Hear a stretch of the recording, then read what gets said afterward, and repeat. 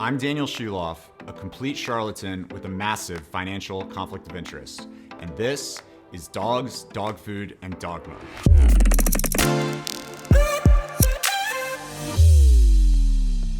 Today's video is for readers, a group of people that's very near and dear to my own heart.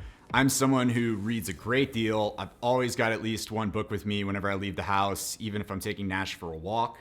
And while I don't read exclusively about dogs, I have, over the years, found some particularly good dog books, titles that I recommend for all responsible dog owners. So I thought I'd give you a quick rundown of some of my favorites. The place I probably have to start with is my own book, Dogs, Dog Food, and Dogma. I published it in 2016, about a year before founding Keto Natural, and it's basically got two components. One is a popular science narrative about why carbohydrate is so unhealthy for dogs. And that's all basically, this study says this study says that. But it covers a lot of material that otherwise gets completely ignored in veterinary nutrition courses. And it's material that's hugely important for pet owners trying to decide what food to feed their pets. The second aspect is an investigative report where I try to understand why that evidence has gotten ignored by all the mainstream veterinary authorities. Why aren't vets being taught about all that science when it's so clear and so compelling? And that material is me going into veterinary nutrition courses and big kibble events and academic conferences and trying to explain the ways that the relevant information environment is being corrupted by big business interests. The second title I recommend for all responsible pet owners is this. It's a collection of science articles about wolves, and it's entitled Wolves, Behavior, Ecology, and Conservation. The editors are Mech and Boitani. When I was writing my book, I spent some time living with the biologists from the Yellowstone Wolf Project. And I did this because understanding wolves is key to understanding domestic dogs. The two species are incredibly similar genetically. But while wild wolves tend to see almost zero chronic disease, domestic dogs are simultaneously experiencing numerous chronic disease epidemics all at once. So understanding the differences between how the two species live is really important. And this book is a great place to get all that information, to understand what it's really like to live like a gray wolf. The third title I recommend is this. It's the official publication of the Association of American Feed Control Officials, or AAFCO. AAFCO is the primary body that regulates the sale of pet food in the United States. And this book, which they produce a new version of every year, is the vehicle through which they do that. So it includes information like what pet food companies can and can't say on their labels, how much of various nutrients pet food products must contain or can't contain, what different words officially mean when they're used on pet food labels, all that kind of stuff. It's obviously very dry and not something you just sit down and read through for fun, but it's an important reference to have to help you find answers to specific questions about the commercial side of pet food.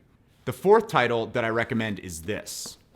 It's entitled The Cigarette Century, The Rise, Fall, and Deadly Persistence of the Product That Defined America. It was written by the Harvard medical historian Alan Brandt. And as you saw, it's a big book, but it's very, very readable because the material is just fascinating. Basically, it tells the story of the war between big tobacco and public health advocates over the science of smoking.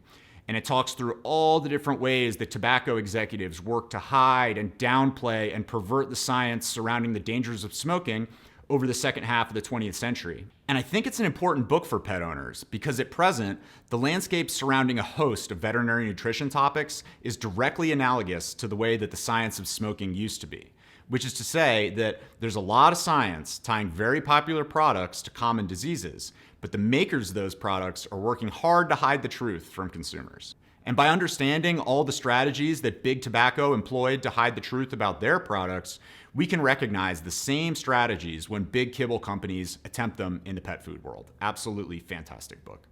The fifth title that I recommend is this.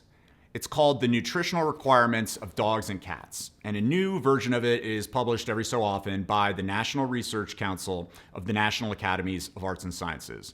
Again, this is a reference book, not something you're going to sit down and read cover to cover, but it is an invaluable resource, by far the best of its kind, because what it does is summarize the science surrounding basically every veterinary nutritional topic under the sun.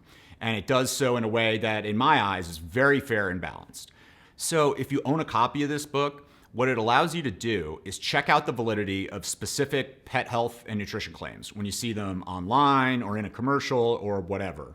This is the closest thing there is to a Bible of veterinary nutrition. It's completely comprehensive. It's organized really simply around specific nutrients and other high-level issues, and it obviously references all the experimental evidence upon which the conclusions are based. It's a very handy guide. So if you find that some internet warrior is making some claims that aren't supported by this book, you can safely assume that the person doesn't really know what they're talking about. And the sixth and final book on our list is this. It's a novel called The Friend, and it was written by the American fiction writer Sigrid Nunez. I figured that this list needed to include at least one piece of fiction, and I chose this one because Nunez is just so precise and poetic with her language. She has the ability to depict complex emotions in a very clear and resonant way that feels entirely true to life. And this is the story of a woman who adopts an aging Great Dane after one of her friends commits suicide. And as she learns how to love and appreciate the dog, she also grieves the lost friendship and reminisces about her friend. It's really fantastic. A short read that can teach us a host of different lessons about companionship and love and loss, whether with our pets or our human friends. So there you have it. Those are my top 6 reading recommendations for all responsible pet owners. I hope I've inspired you to check out at least a few of them because I think they're all pretty great. I'm Daniel Schulof, a complete charlatan with a massive financial conflict of interest. Thanks for watching.